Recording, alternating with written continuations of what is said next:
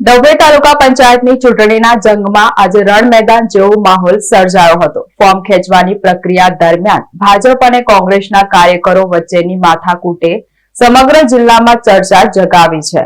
કોંગ્રેસ અને આપના ઉમેદવારોએ ફોર્મ પરત ખેંચતા મામલો ગરમાયો હતો। કોંગ્રેસ તાલુકા પ્રમુખ સુધીર બારોટ અને ભાજપના ધારાસભ્ય શૈલેષ મહેતા વચ્ચે બોલાચાલી બાદ ઝપાઝપીના દ્રશ્યો સામે આવ્યા હતા।